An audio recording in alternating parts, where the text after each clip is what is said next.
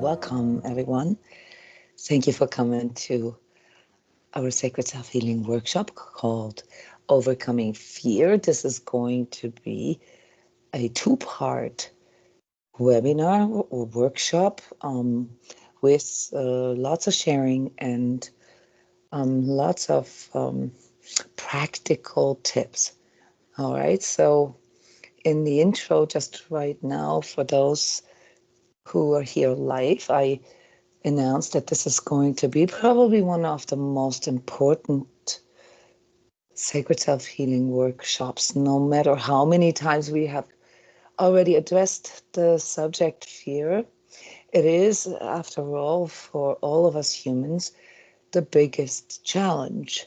Yeah, not just because there is an ideal, and that ideal would be that we all are free of fear and we all are connected and inspired with or through our own inner guidance, our higher guidance, and we would all manifest what we want to manifest in life. And we all know that that is not the case.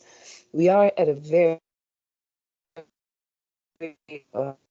auspicious time in consciousness development here in the world, or in the history of humankind, and it's therefore important that we put this into context with it. So this entire series here in 2024, Building a Bridge Between Spiritual and Material Worlds, is all about bringing those ideals together with the practical aspect of it, with like what we're actually experiencing, what we're up against, and how we can better deal with the inevitable, if you will, through our spiritual inquiry, through our spiritual thinking. And we've already built quite a nice archive here this year. There's 17 recordings just from this year already, which have been dealing with the issues of awakening, the issues with perception, the issues of karma, especially in regard to relationships. And the last three workshops were about the two workshops were about the manipulations of the mind, which is, very much also related to our current events. These last, I would say, like probably 8 workshops here that we will finish somewhere in May 2025 will deal with the practical aspects of fear, of anger, of the issues around material security, money, and the practical issues in our love relationships. This is all, part of the bigger sort of problem, and that is, how we as humans who already the clarity to see that we are essentially soul being, that we are a soul being that lives in a physical being, okay, and that out of this duality, these issues that arise in our 3D life, as we call it, that they're presenting themselves more or less as the task, as the purpose. Yeah. So for all of us here who have already had their share of experiences throughout their lives and are motivated to seek the spiritual, for you, it's a non-brainer to investigate the practical issues that you are experiencing, not just through the material, but also through the spiritual lens. But for most of us, it is still something that we often forget. So look at this whole entire series of workshops here that are called Building a Bridge, okay, as sort of the reminder for us, to not just look at things through the perspective of our physical existence, but rather through the eyes, through the perspective of our true being, which is, the soul, all right, that, sort of comes here into this 3D earthen life to learn something, yeah, to refine, to clear, to purify, and ennoble. In this workshop, we will discuss the key insights needed to overcome fear, and I want to get the emotions rolling here, right? In the beginning, fear has two meanings. Fear can mean forget everything and run. Yeah, that's sort of the most instinctual way of looking at fear, or it can mean face everything and rise. Now forget everything and the material perspective, and face everything and rise would be the spiritual perspective. And the choice is yours. Yes, we always say that, but we also know it's not that easy. So welcome to the deeper aspects of, well, evolving into a conscious soul being, this physical experience of your own higher self. Okay, so I guess I can zoom through this here real quick. The observation is that we all have fear, but not all choose to live by it. Yeah, some of us have good intentions and, still succumb to our fears, maybe less than more, yeah, getting better at it over time. The older we get, the more experience we have, the more conscious we become, the more wisdom we have, the more we realize that these fears that torture us, that occupy so much of our headspace, that take away so much of our energy, aren't really always all that. All right. So I don't know about you guys, but I think one of the greatest insights that we can have as sort of more mature humans is that we can spin everything into a fear. We can, look at anything and make it a fear problem. The question is, how we can, let go of identifying with the fear perspective, identifying with our fears, so that our fears can be there, but not in charge. Yeah, because when we, or if we allow our fear to be in charge, we automatically deny our ability to grow. This is quite pertinent right now here in November 2024, where, we're at sort of the height of this massive social transformation that we are all going through, no matter where we live on the planet. And we're not through with this yet. This will continue until the end of 26. So we have like a good 2.5 years of this fast-paced change. And one of the biggest things we are now faced with is to embrace change, to allow the new, to allow the more mature, the more conscious, the, hopefully also the better. Oftentimes things in the material have to get a little worse before they can get better, simply because of the biological and psychological implications around change, namely that we are not really designed, okay, to face fear. We have all the tools, we have all the abilities, but our instincts and our physiology and our psychology is still kind of stuck in sort of its archaic ways.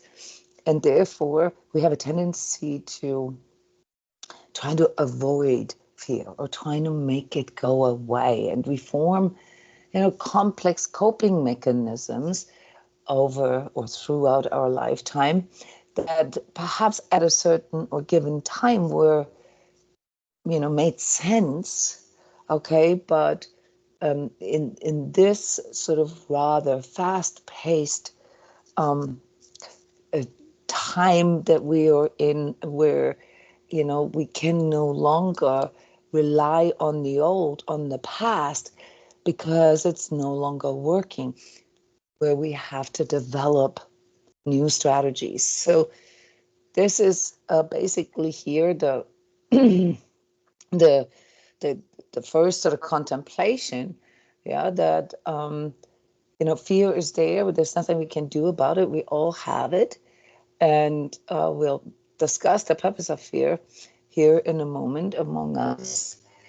But the phenomenon that most of us experience is that while fear is supposed to protect us, it ends up imprisoning us. So if we want to keep up with this world, if we want to come out as a person that is in peace, that is in harmony, and in union, okay, with other humans, with the world altogether, we have to change our ways of dealing with fear. It's instrumental. And so in this workshop, we will learn how to change this, how to change how we cope with mastery and spiritual inquiry. So there's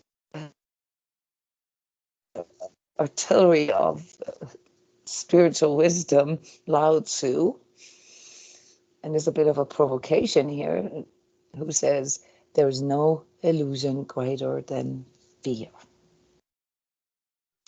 There's no illusion greater than fear. Yeah, so what say you? Is fear real, or is it an illusion?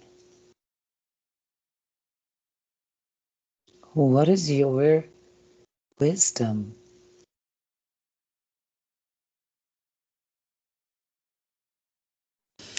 Hi, Jona, and Hey. everyone.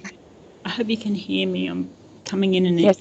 out of sound. But my fears in the past, especially, if I'm in fear, it certainly is real for me in that moment, Yeah.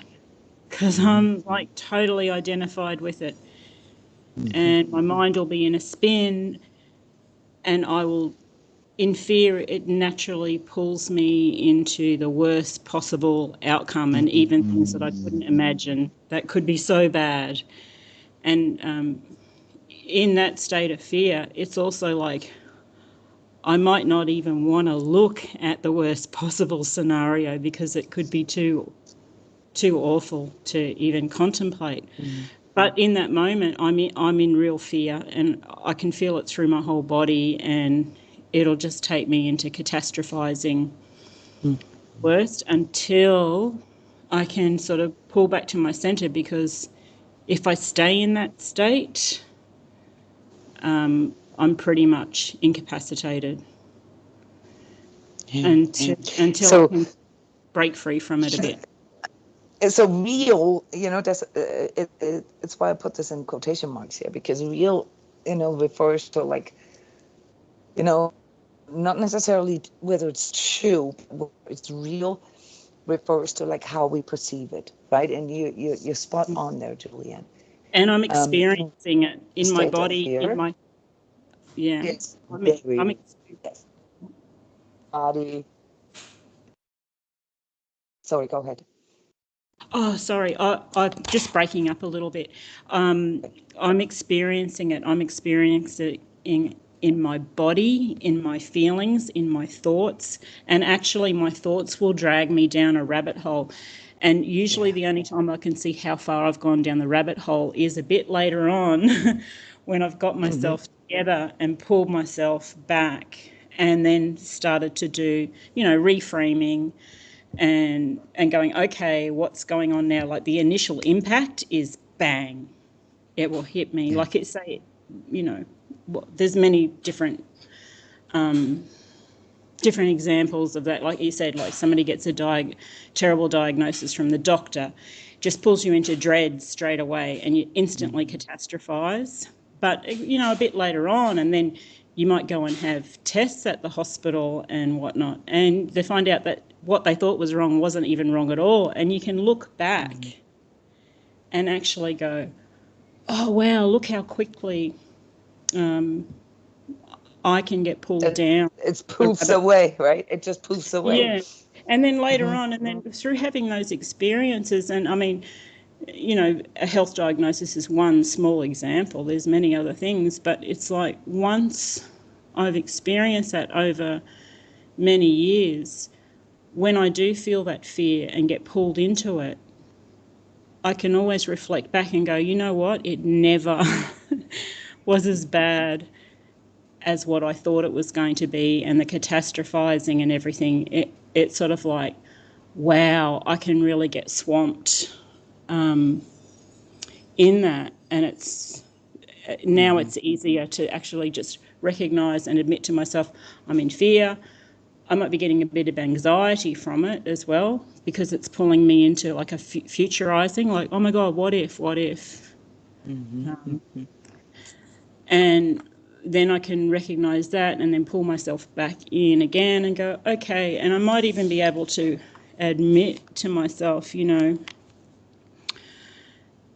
I'd sort of go with it. Well, this could happen, this could happen, this could happen. And that seems to calm my energy down even more, because I'm sort of like giving myself many different options of many different scenarios that could occur. But I'm sort of present looking at it and then coming back to centre and then actually realising, well, none of that's happening right now, is it? Yeah, this is nice. I like this, Julian. I mean, we we have a tendency, and this is, I called this coping earlier, to wanting to do something about it. Okay, and you said something very important. You said you with your level of consciousness, with your awareness, you can already sort of recognize patterns, and you already know sort of what is going on here, and you for a moment or for a little bit allow yourself to just go with it. Okay, I think this is a good place to start when contemplating about how we could learn to better deal with fear and then ultimately overcome it.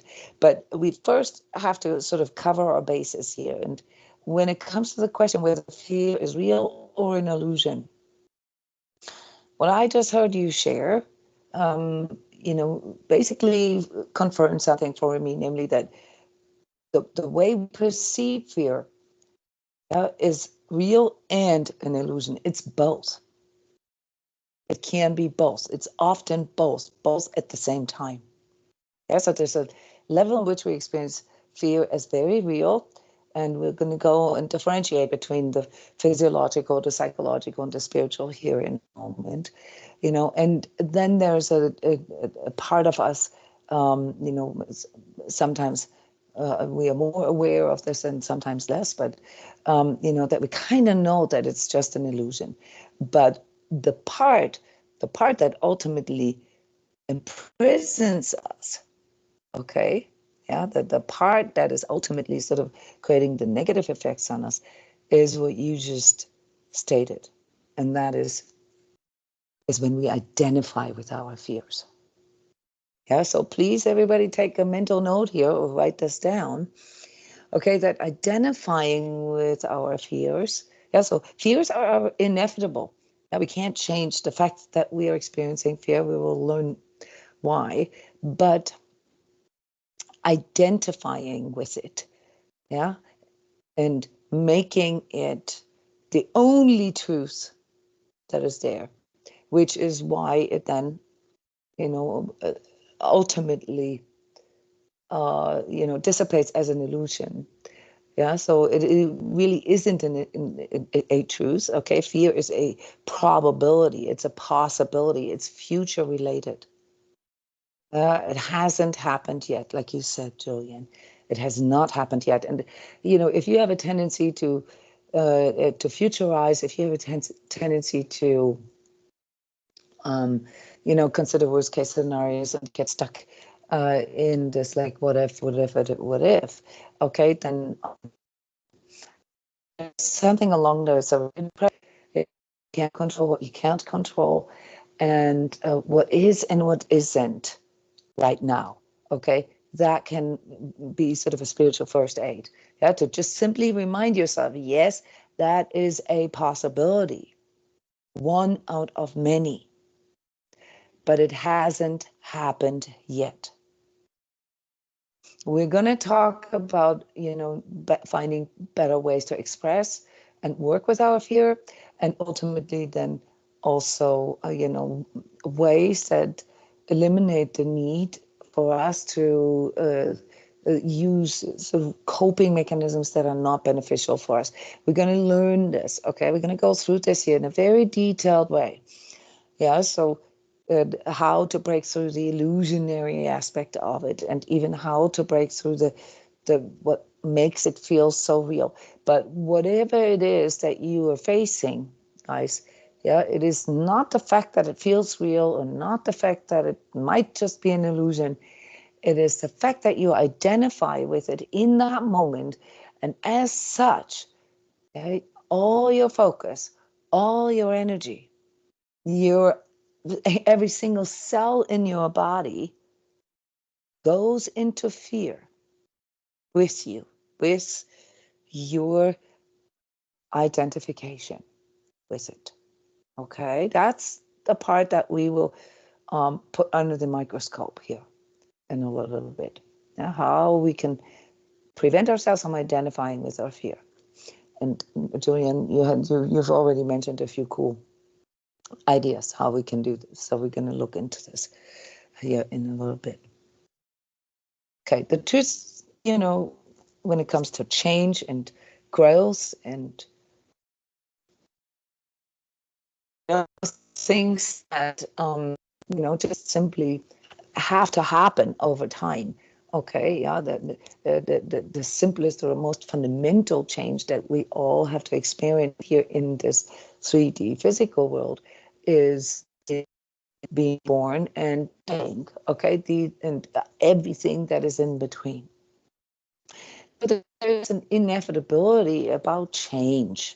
Change is the only constant in our life, in our universe. We already know that any type of growth, any type of balance in the universe is based on constant change, constant evolution. So we got to keep that in mind, that change is an instrumental part of life. And when we talk not just sort of on a biological level, but on more on a cosmic level, all right, then we understand that, this 3D life, this 3D physical experience that we are having as this soul being is not the last one, is not the only one, and is also not the only kind of experience that we will have. In other words, we also have to understand that when we identify with something, that we're making it sort of the only reality. We're excluding all other realities. We're like all or nothing. And whenever you find yourself thinking in those terms, yeah, that everything is going to go down, or everything, if I can't have that, or if I fail at that, or if I'm not good enough at this, or if I lose this, or whatever, then everything is going down the drain. Or if you find yourself in such way of thinking, you already know that it is an illusion, and that is from that insight comes from a higher perspective, namely that you know that it's not the end of all things. All right, we just here in the United States went through this, and people were inculcated and mind controlled into this idea that if this party or this party gets elected, that it will lead to the end of the world. Okay, and of course, when it's that close, where you have sort of a 50-50 split in a population, then there's a lot of sort of hope and fear, involved in an election, and understandably so. But what I found very interesting about this particular election was that both sides were like literally driven into believing that the world's going to end. And they still do. That's still going on. It's only been a few days after the election. But you see what I'm saying? So it's when we identify with it. It's not the fact that we experience fear or the intensity with which we experience fear. It is the identifying with it that we will need to get sort of a grip on. Okay, so here, this is from your Sacred Self-Healing program, from the steps, an overview over how, this continual change and evolution as sort of the divine impulse in all that exists and everything that is alive. Yeah, so evolution, constant growth, constant improvement is part of all life. Okay, and as you can see, without going into the details here, this is a very old slide. It's like 15 years old. It's a circular. Yeah, it's like how we explain it to our children, the circle of life. What we often don't yet see is that even within the life cycle of the physical human, that is just a smaller cycle in a bigger cycle. All right, and the bigger cycle being the part where we actually align ourselves to like the sort of the higher spiritual hierarchies that we are aiming to develop into. And this is actually the wrong slide here. What is pretty much unknown to most people is that this physical life here is, just a tiny little part of our soul development, okay, or the life how we experience it right now. If we would have been born 2,500 years ago, we would have experienced life in a completely different way.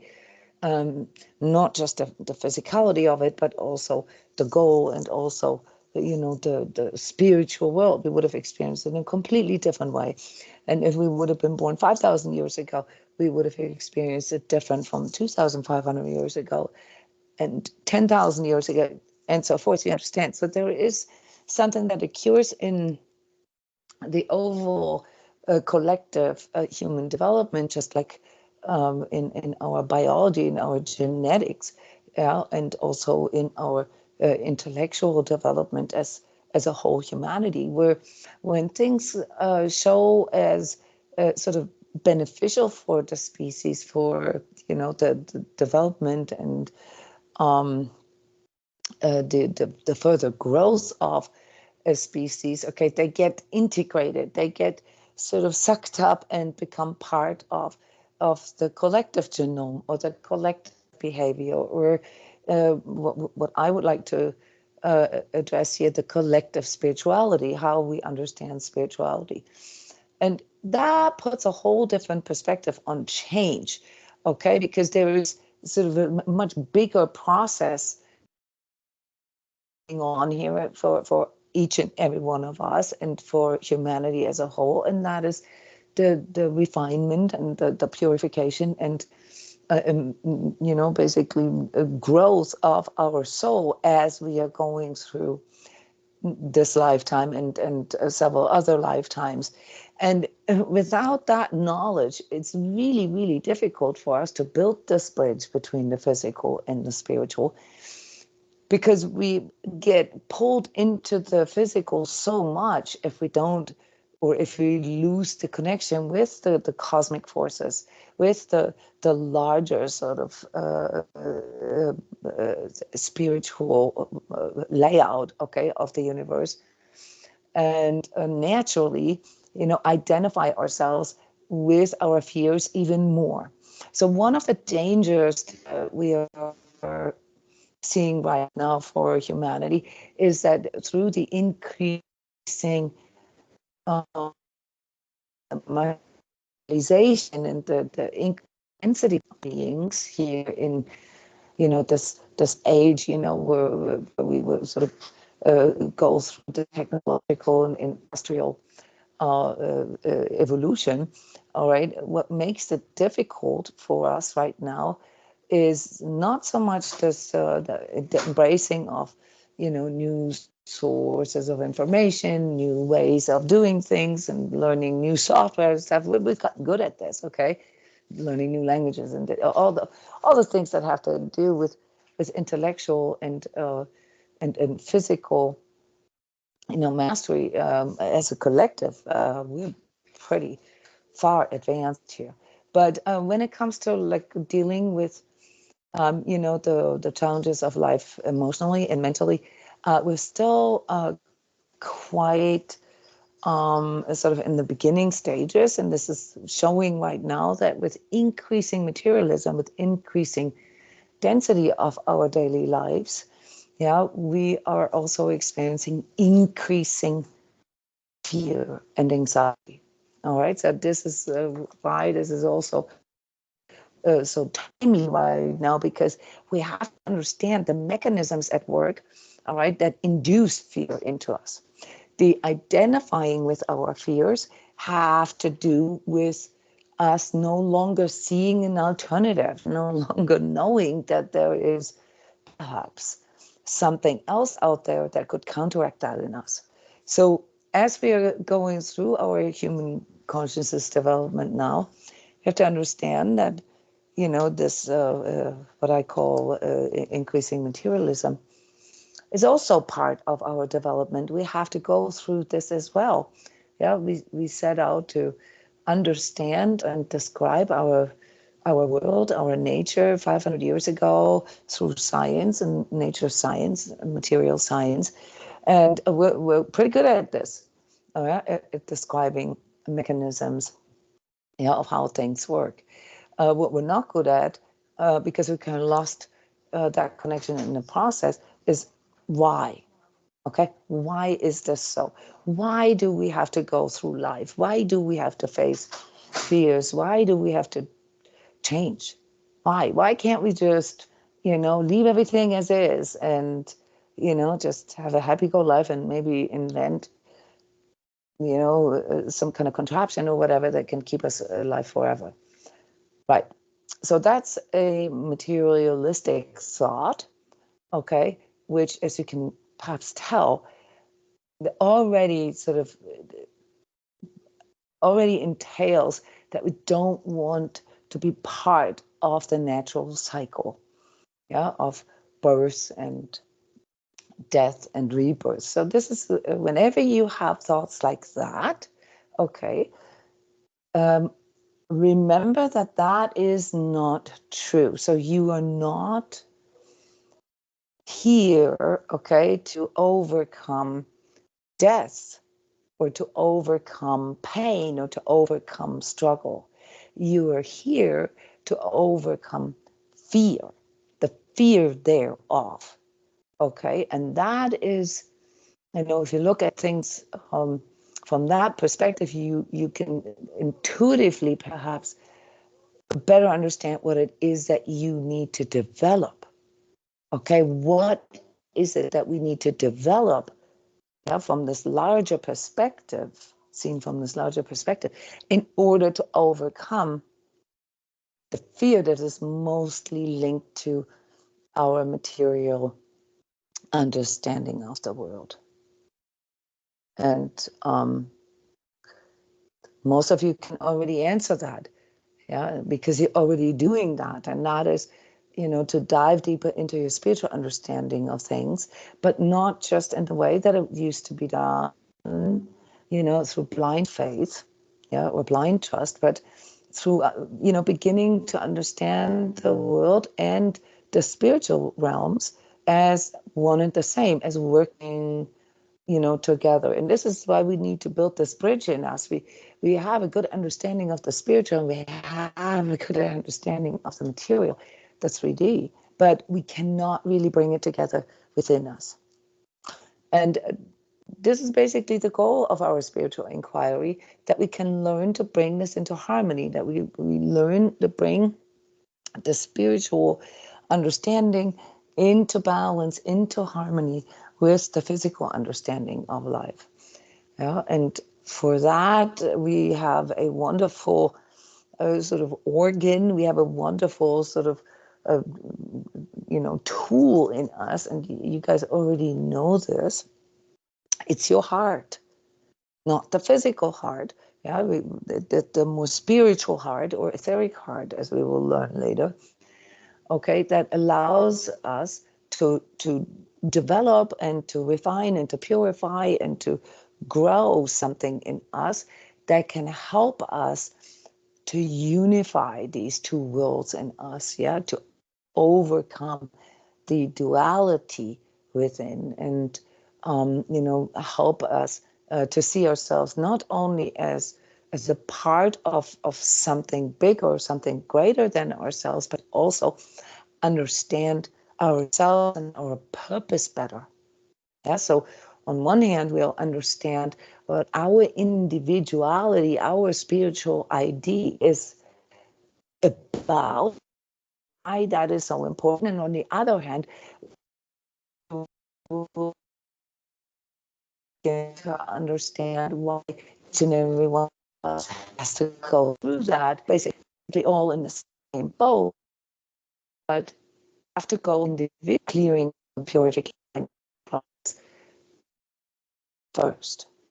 Okay, and that then leads to a greater harmony, if you will, not just within ourselves. We often call this the heart mind or heart mind coherence. Yeah, when you sort of start, sort of putting all these little bits and pieces, these fragments of understanding in yourself together, when they start working together more efficiently.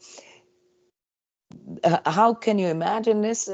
You have basically sort of the potential, and this is what you see here on your screen, in case you were wondering why I put that slide up.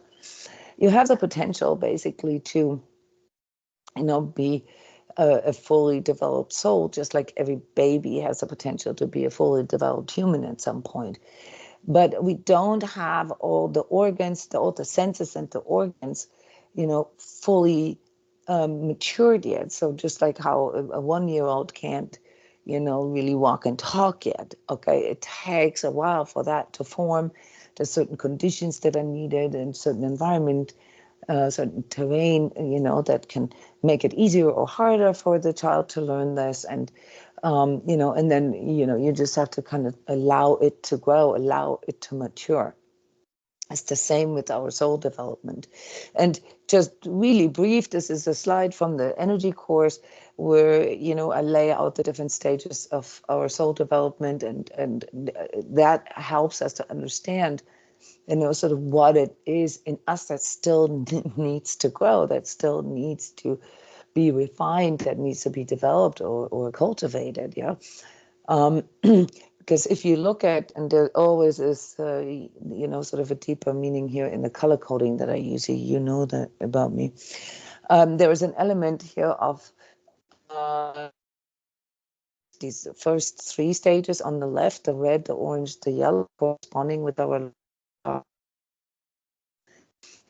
that we are in as a whole humanity, that we are in the process of mastering. Okay, first, the beginnings of our soul being, namely just simply learning to overcome, all the things, that the desires, the anger, everything that comes with, experiencing sort of strong yearning and strong drive. Okay, yeah, that let's say a 2-year-old experiences. Yeah, this is the what we call the sentient soul stage, where you just simply have to deal with like big emotions, yeah, and big desires. Yeah, the cookie jar. Okay, the temptations. The 7 deadly sins, if you will. All right. And then in the second stage, we have to refine our intellectual soul, which now is not just the mind, but it also, is sort of the understanding of the world and the life. And that confronts us with the materialism that I just described. And as a consequence, of being, becoming denser and exploring, the physical world more, you're also, confronted with the fears of the loss of that, because you identify with the physical self more than your spiritual self in that phase of development. Yeah, and therefore, have to face all these fears that come with that. Yeah, we're going to go in a little bit deeper into these fears that come out of this materialistic way of thinking or orientation. And then the third stage, and this is what we're, as a humanity, all working on right now, is our consciousness soul, where we, try to understand, the rules of living together, um, bringing in moral consideration, and trying to be more mindful of one another, and trying to figure out, actually what love is, what not the romantic love. Romantic love would fit this category here, but selflessness and altruism and so forth. Yeah, this notion that we actually feel that it's a good thing. Yeah, but that we just can't. We're just can't quite. Because we keep on getting pulled into our own fears. So these first 3 stages, and especially the forming of the consciousness soul, that's the sort of the active soul development stage of humanity right now. But if you look at the next 3 stages here that haven't even, sort of fully began yet, although a lot of us do have, these work on these different stages in an overlapping way. Don't think at it as too sequential or too linear, because we can work on, our intuitive understanding and our, inspiration and, imagination, while we're working on these other stages. So even though humanity as a whole has already learned to master sort of the drive for sex, or the drive for greed and so forth. Yeah, this has all happened thousands of years ago. Yeah, that we realize we can't kill each other, to just sort of, maximize our pleasure. And also the intellectual soul, we can't just, completely disconnect from our emotions and from our body. Yeah, we need to train our intellect, but we can't really fully let go of our physical and emotional needs. They're still part of life. Yeah, so we kind of figured that one out like 2,000 years ago, or 2,500 years ago.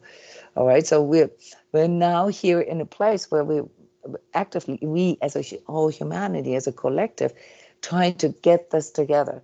And as we're doing this, some of us will already step into these next stages, okay? And I know our psyche is quick to determine of whether we're already there or not, or whatever.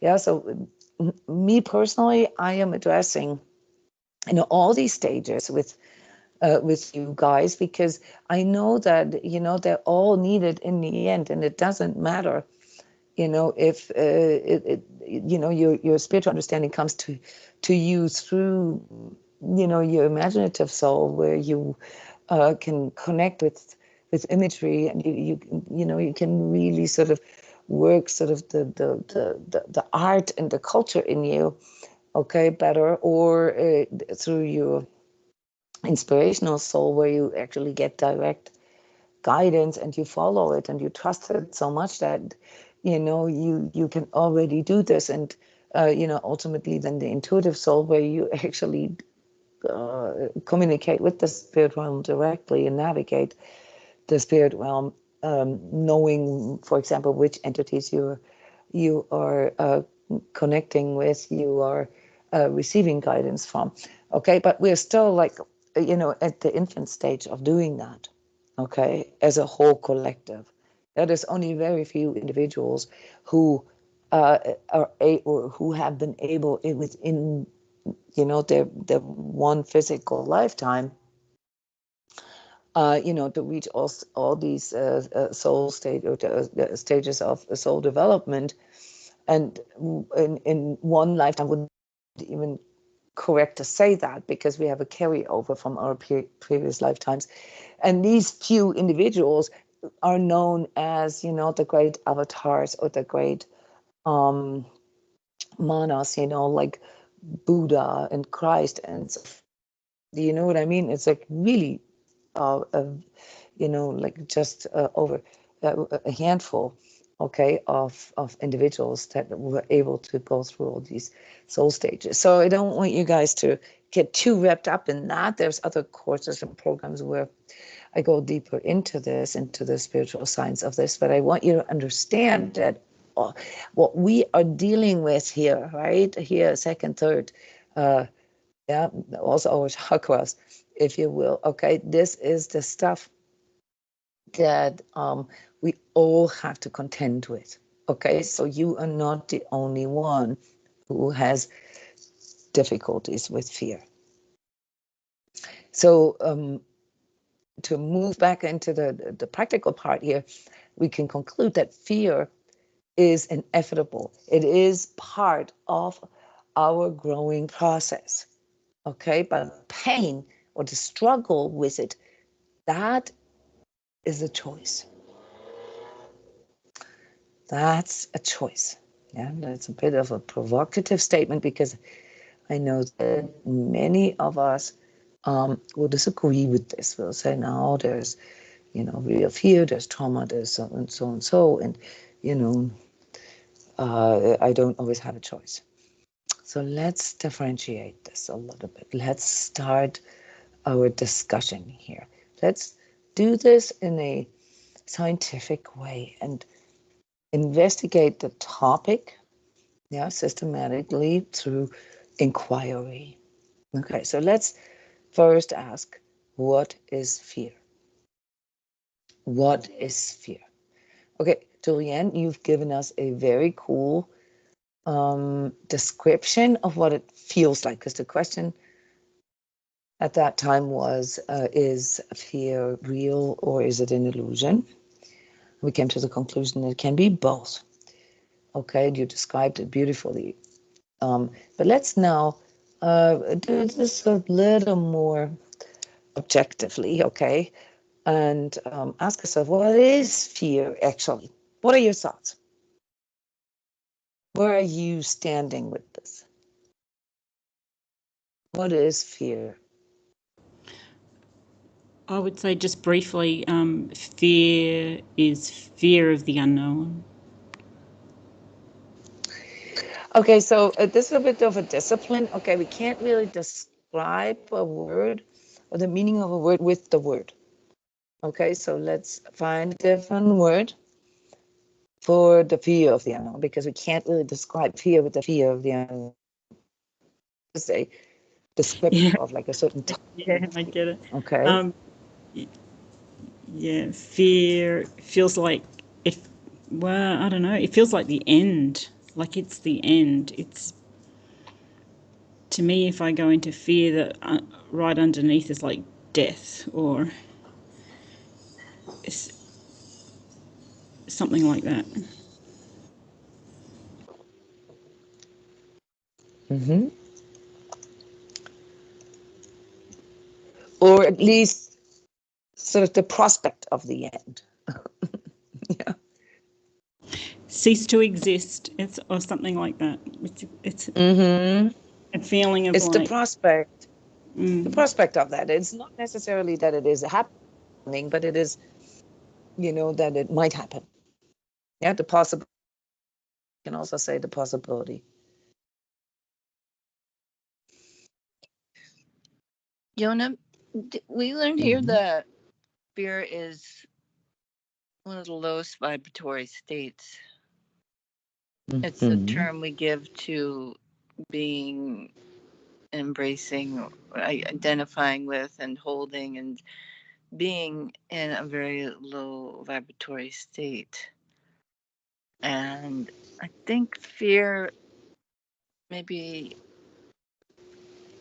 like what Julian's saying, it seems to the fact that it's the illusion of ego dying. Like it's some combination. It's that combination that ego is going to die. It's an illusionary state, and it causes what we term as fear. Yes, it causes a bunch of stuff, on a physiological and psychological level.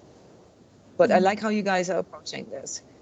Yeah, and it's like separation. It's a total aloneness, separated. There's nothing but this. But it's like falling into a black hole, and there's nothing there. To me, when I've been in extreme states of fear, it actually feels like falling into a black hole that's endless, that it's an endless pit. I like that picture, the endless stream, that one where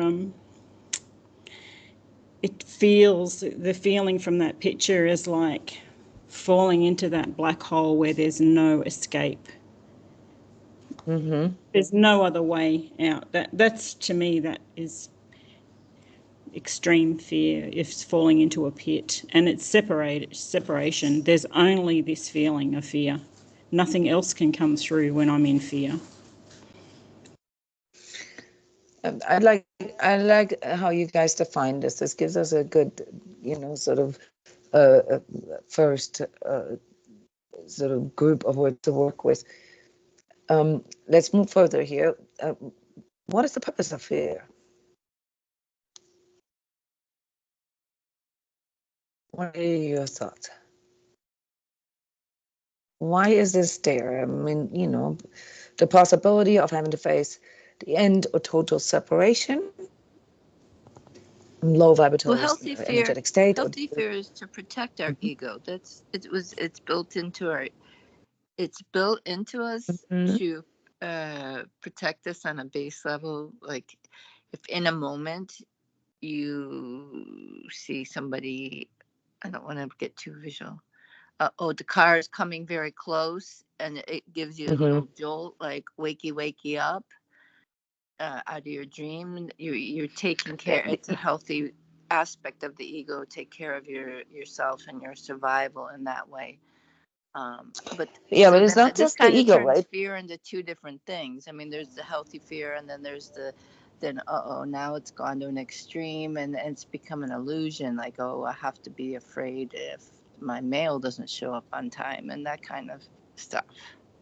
Right. So you're already pointing out, sort of like how it can go out of balance. Okay, but let's just look at how we actually understand the purpose of fear, at least sort of per design. You say to protect our ego. I do not really agree with this. The ego is there to protect our psyche, okay, but our fear is actually there to protect something else, and that is actually our body. Yeah, to protect our survival. That is a survival mechanism. Yes. I've sort of fear triggers survival. I've sort of felt fear when I've fallen into a pit and you just fall and fall and there's nothing else. And then realizing that you just let it run through to the end, almost like hitting the bottom, but realizing then, there's a place where then if I let it run through me, something else comes in. And there's almost like it ends and something else can come through. So to me, going through fear, allowing it to come up, like just admitting to myself, well, wait a minute, I'm in fear now, and then being able to let it run through me. Okay, you're getting off track, Julianne. What is the purpose of fear? Yeah, that is the purpose, that there is another, when the fear runs out, there's something else outside of me. There's something else that I'm connected to. There's something else that... that would be the purpose of overcoming fear. Okay. But there, and it's real, as we've already discussed, and it has a purpose. It's not a fallacy or an error. I can face it though. It comes to a point where you face it. There's no other, like at the end of it, then you're just facing it, and it's just you and the fear, and you're facing it. And then to walk through it, I think that's a purpose, because then there's growth in that. Yes. The growth to walk through it. Fear, and you walk through it, and you get to and you go, and then what that does, it gives you insurmountable strength and courage right in that moment. Exactly. And you can look back and you can go, oh wow, that is awesome. And then it builds and it builds, and it doesn't... I think the more that you face your fears and walk through them, you don't go backwards. So, well, you can. It activates, yes. It helps to focus on action. Yeah, it helps to focus on action. Okay. Yeah, you got to do something. Okay. And the problem with delusion, as we all know, is that we have all these ego stories, all these narratives, okay? Anything from victimhood to blame shifting to externalizing, etc., that all serve to cope with fear, but without having to change anything. Let me repeat that. Our ego stories around fear, they serve to cope with fear without having to change anything. But the purpose of fear is actually to force us to act, to run away. Yeah. Roll up your sleeves and do something.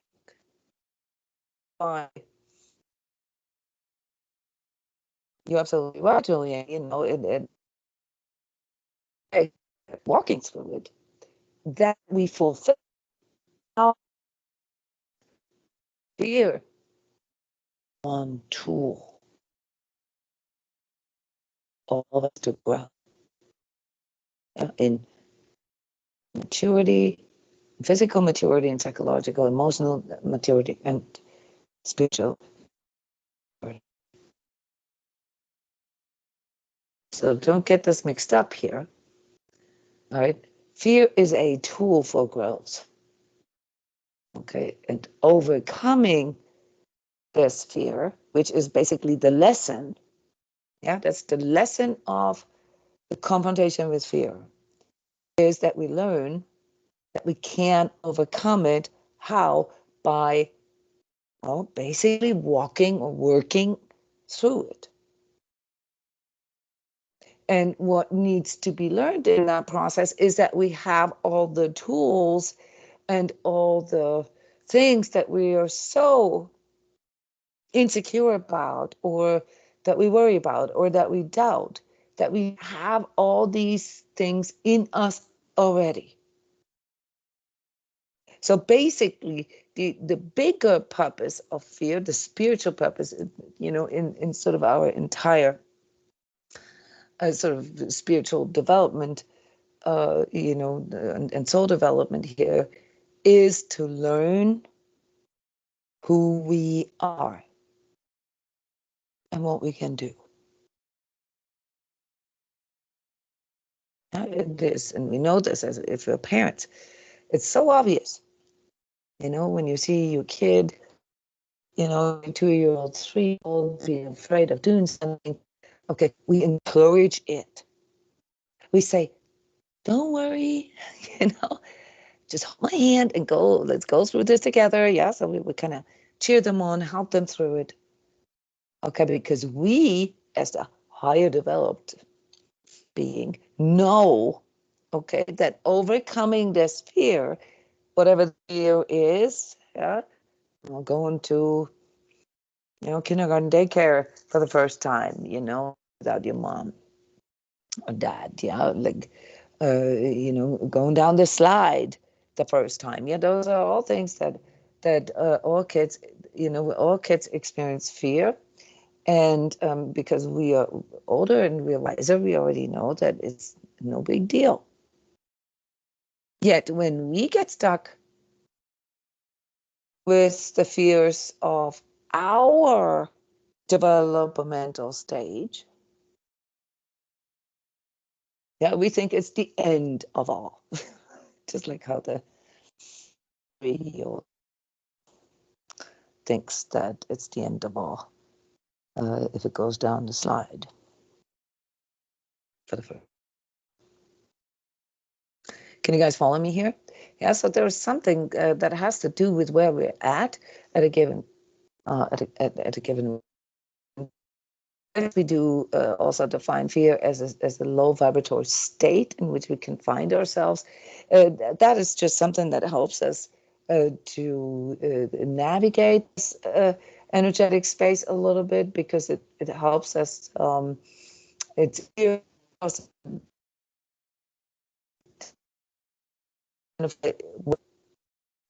then what the energetic vibratory level is that we're in. Yeah, so we reverse engineer our energetic state by how it expresses. Yeah, and being in fear, yeah, that would be an expression of that energetic state, and that's how we can read sort of like where we're at. Okay, and that can vary from person to person. The content of our fears, which we haven't even talked about yet, but the content of our fears, that varies depending on the conscious level of the person. So even a person with a very high conscious level can find him or herself in a state of fear, but the content of the narratives, that the stuff that the person will identify with, might be completely different from the 3-year-old or the person with lower consciousness level. Do you understand what I just said? So when we look at Hawkins's map of consciousness, and we say, okay, well, like I find myself in a state of fear, and this is what it, I want to do this, I want to, in the narratives and so forth that I develop can lead to this. Yeah, we use this to show ourselves, how low or how high, yeah, whether we are in an ego state or whether we are in a state of truth. Okay, so that we can better understand ourselves for one, and also better understand what must be done in order to get out of that stage or state. Okay, but for people with higher consciousness level, for example, the fears, are different. They're no longer afraid of what the neighbors say, or what your best friend thinks about you, or things like that. There's other kinds of fears. So the content can change with our consciousness level, but the frequency level is still low, yeah, and it's still very pity, like the dark pit that Julian described. The very good imagery, because that's literally how it feels like. Yeah, so is in its essence to protect or secure our survival, to activate our higher senses, yeah, and to focus us on action, yeah, on doing something, yeah, not to just let it, okay, but to do something. That's why our body responds so much to fear. Okay, so let's investigate this here through not just by looking at by spirituality, but also by doing spiritual inquiry here. On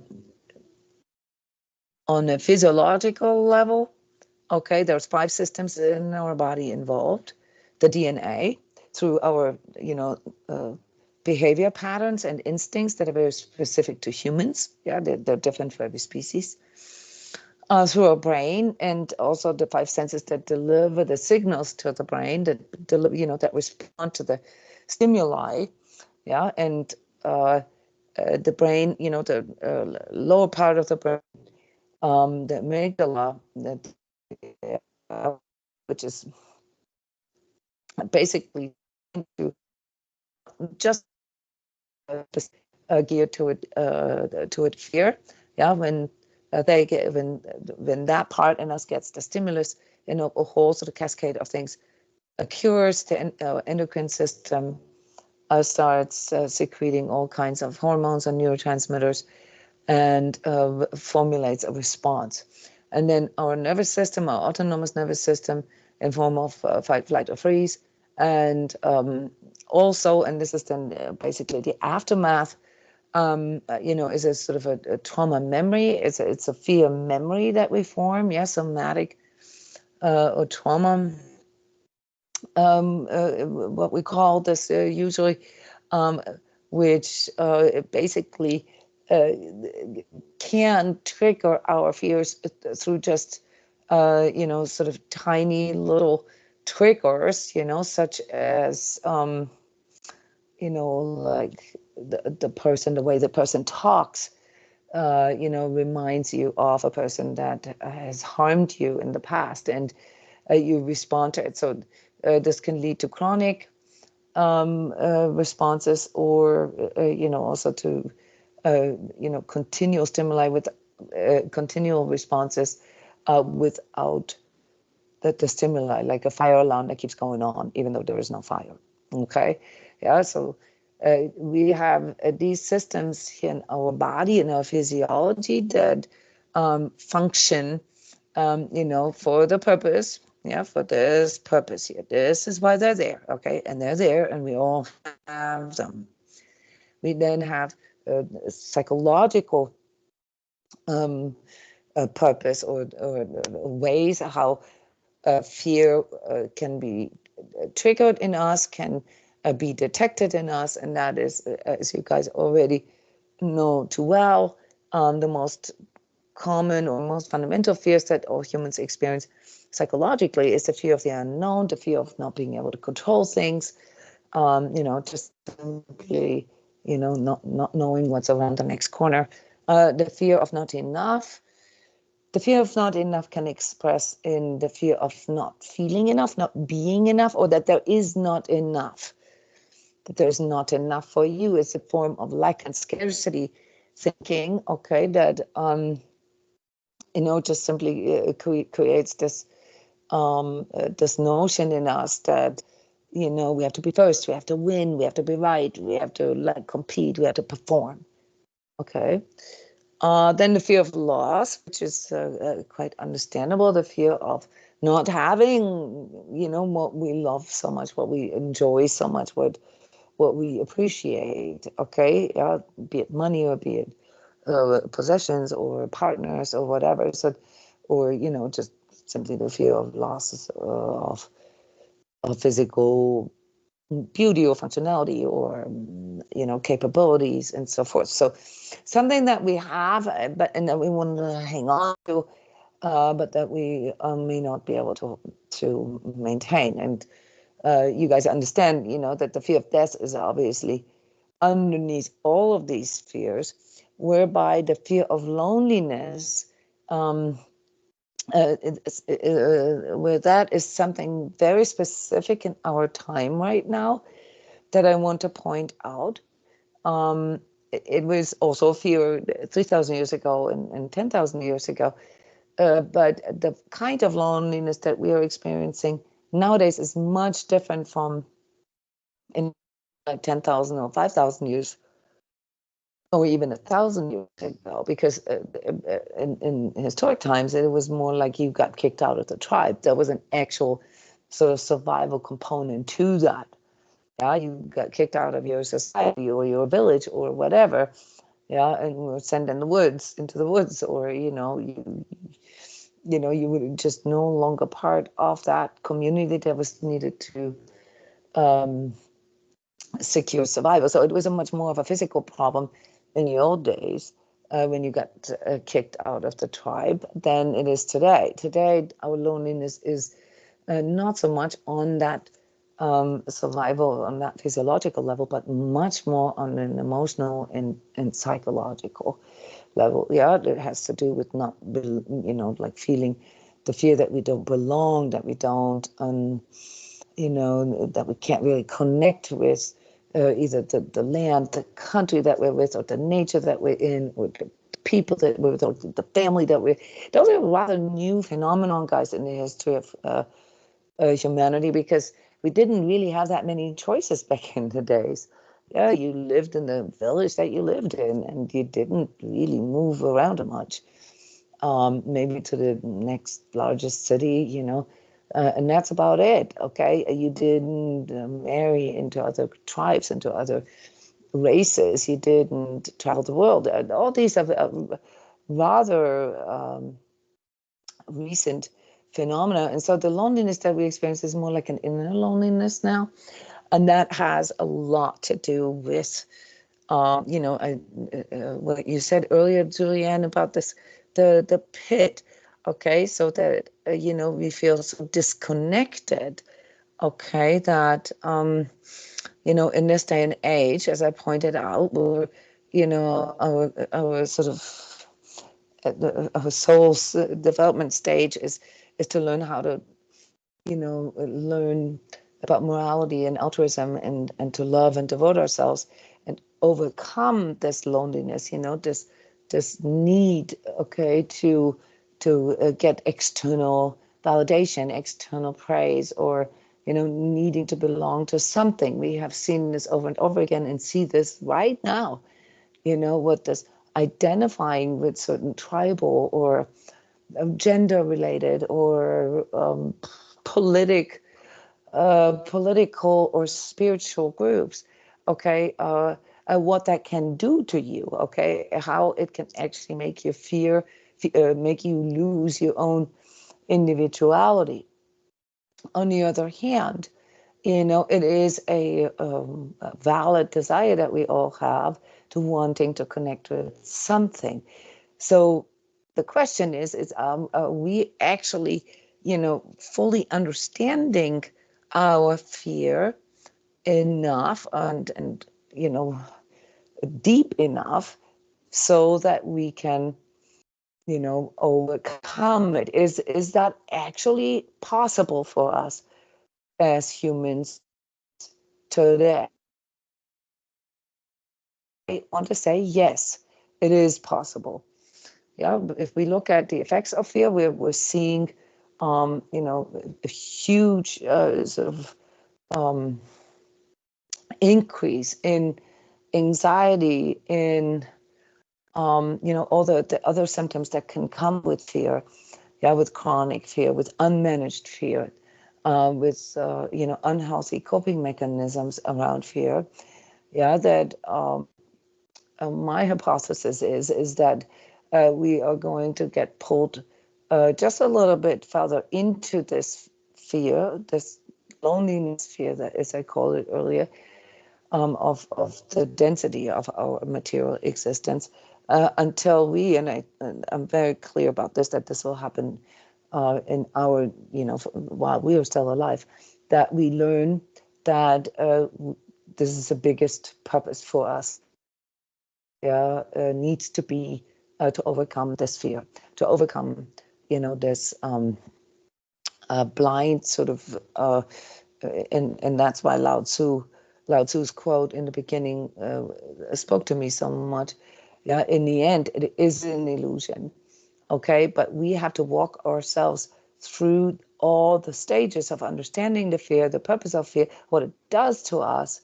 Okay, so that we are motivated enough and determined enough to wanting to overcome it. Yeah, remember the ego principles are avoiding fear and seeking pleasure. And for as long as that is still the prime directive, okay, which which is still sort of the first and second stage of soul development, okay, it will be impossible to overcome fear. It is literally the task of the consciousness soul to learn how to do this. And we all know what the effects of fear are. Yeah, not just the physical somatic reactions or being stuck in your head all the time, negative self-image, critical inner voice, control, emotional numbness, lack of courage, trying to escape life, not actually living life, and unconscious choices. We already know that is, sort of what we understand through spiritual science. But what we haven't quite contextualized yet is that if we look at the content of our fears, and really look at the nature of our fears. Yes, psychologically, you can lead it all down to the fear of loss and fear of death. But there is something more to this. This is the, sort of the task of the developing consciousness soul. And that is to understand the true nature of your fear. And from a perspective of spiritual science, there's only two fundamental fears. One is the loss of connection, of being connected with something. Specifically, like the divine connection, but that's not fully aware to us. So let's just call it feeling connected to something. This is where our need to belong to the tribe and, sort of, have something that we feel sort of safe in numbers, if you will.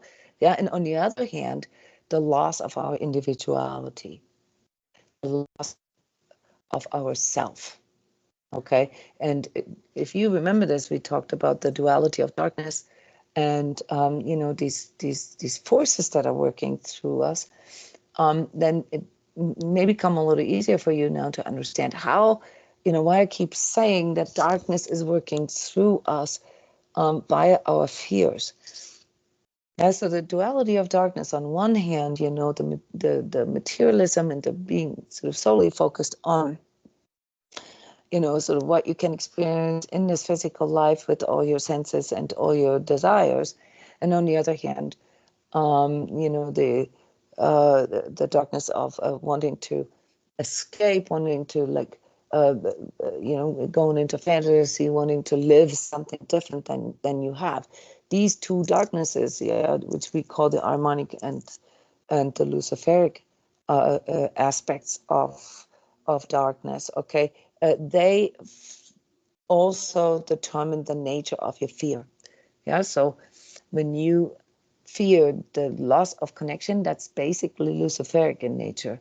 And when you fear the loss of your individuality, then you are, under the influence of the harmonic aspect of darkness.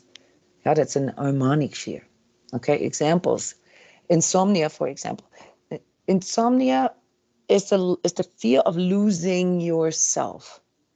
Yeah, it's the fear of losing your I. When you go to sleep, your I, basically merges back with the astral realm, with the spiritual realm, and dissolves. Yeah, for the night we have our etheric body that makes sure that it can come back. But insomnia is fundamentally the fear of losing the I, because you have to let go of the I, during sleep. But on the other hand, not wanting to get up, not wanting to face 3D, wanting to remain in the dream state, wanting to remain in the spirit realm, that is the other side or the other kind of fear, namely the losing of the connection, okay, which is the luciferic fear, how the luciferic aspect of darkness works through you via your fears.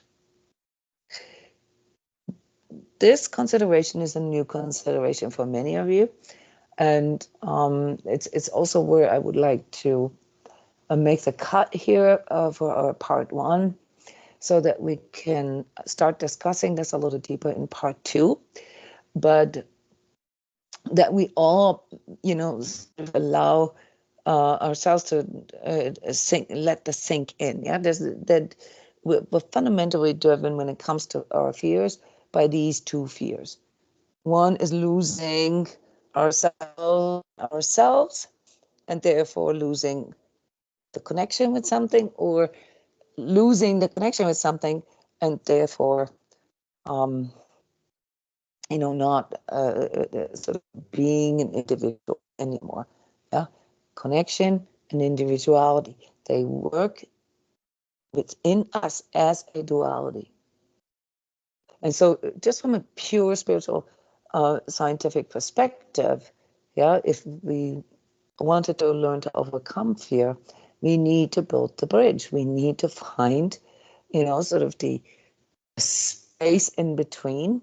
Yeah, and that space in between our fear of losing connection or fear of losing the I, that is basically, our spiritual connection process. That is the part where we, learn to master our thinking, master our feeling, master our willing, okay, into, taking charge and no longer identifying with fear and the stories that come with it.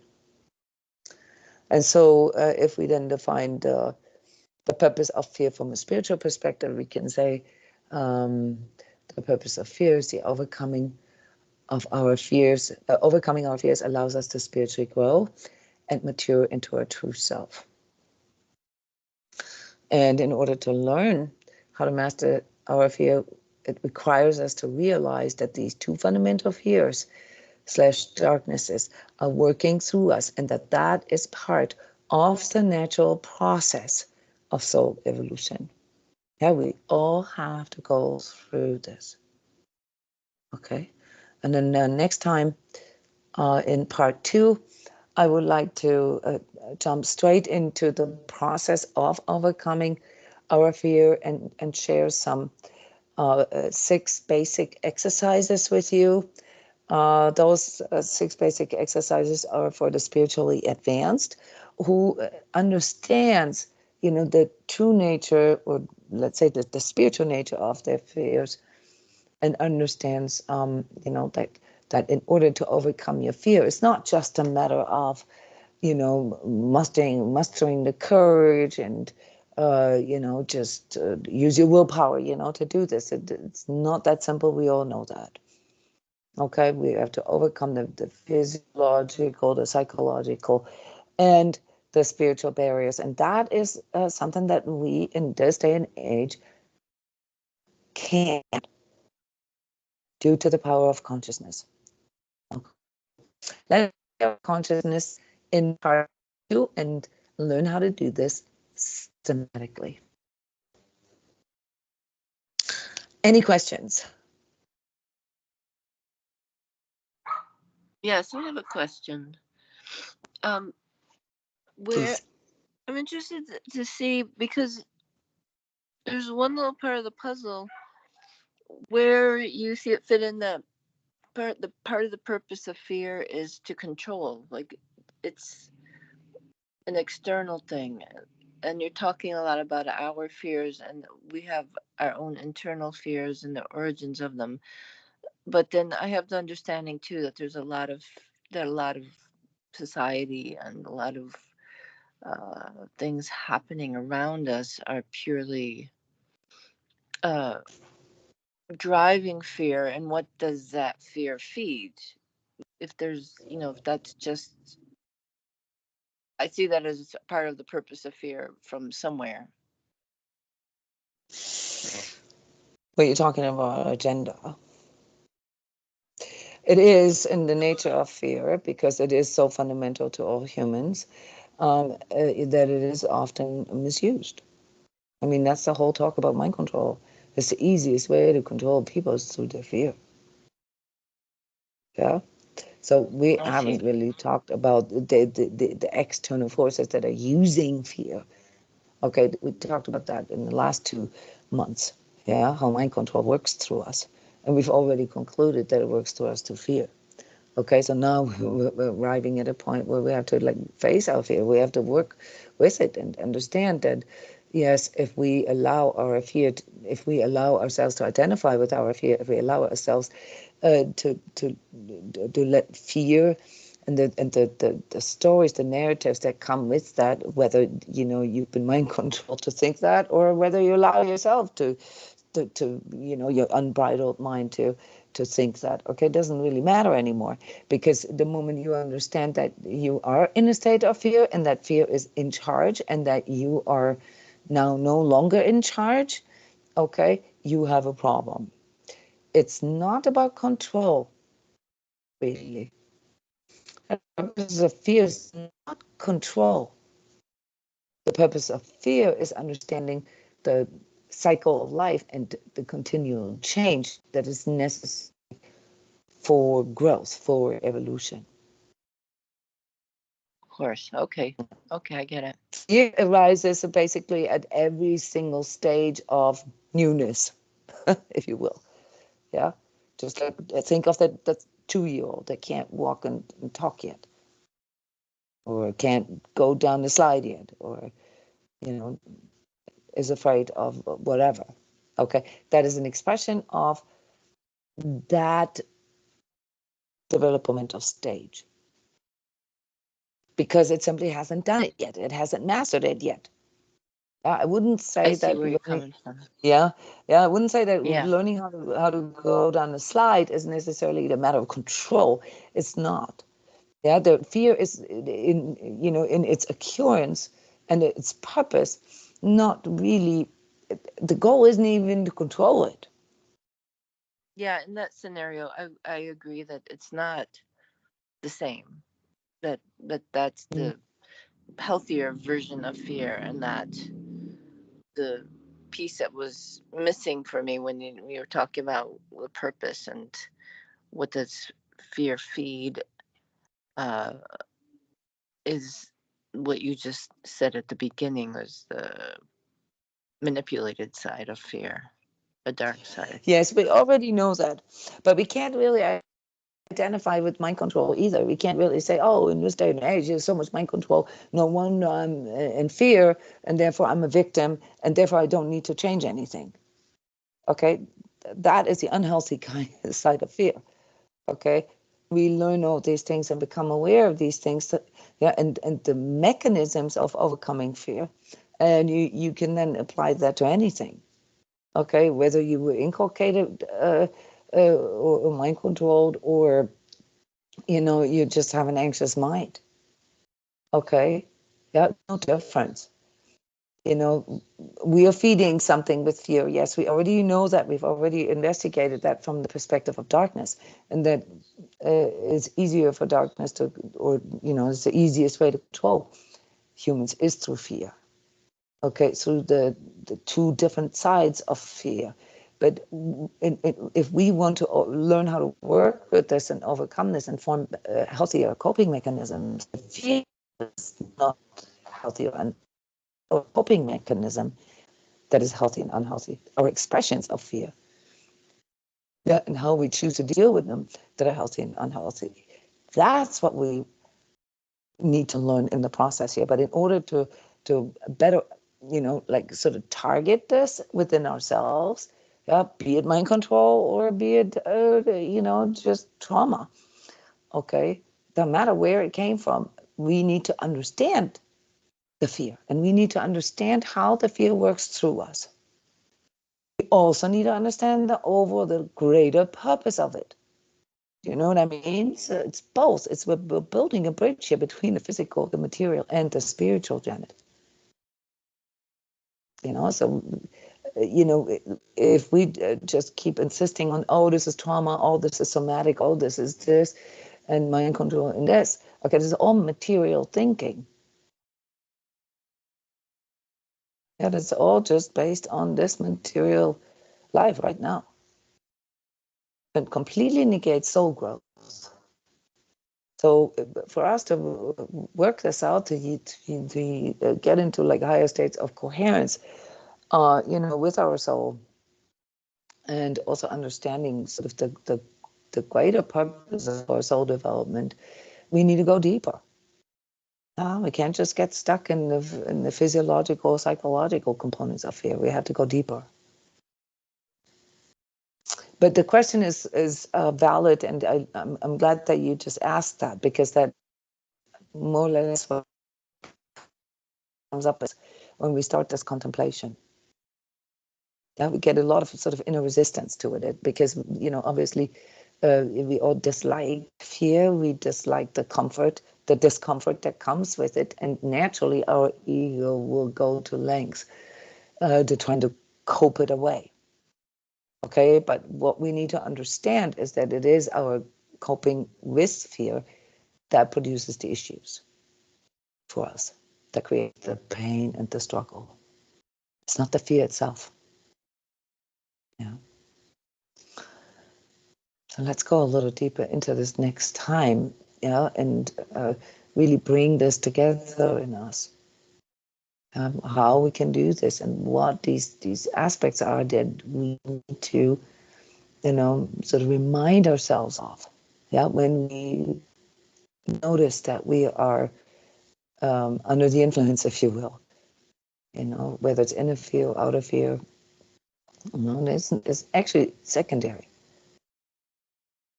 We have to learn how to deal with that state. And the safer or best way to learn that is to actually understand it better. Yeah, and also how it can serve us. I hope that this came across, guys. I hope to inspire you with these perspectives that, often a little more challenging and go a little deeper than the normal sort of cycle bubble. Okay, and in the process of us working ourselves through our own resistances, okay, understand that in and of itself already is sort of a development, is growth. Okay, you're allowing yourselves to think outside of the little boxes and compartments that your ego's built forward. And whenever you do that, it's accompanied with a little bit of discomfort, but at the end of the day, growth. This isn't about you agreeing with me, or you should never take anything that I present here as, sort of the end of all. That's why I choose the discussion format with you. Okay. Thank you all very much for coming and for contributing. And I hope to see you soon here at our Connect with Your True Self, which is also one of those instruments that we use to connect and with ourselves, to understand ourselves and our journey better. And latest then in 2-3 weeks for part 2 of Overcoming Fear. Thank you very much. Bye-bye, everyone.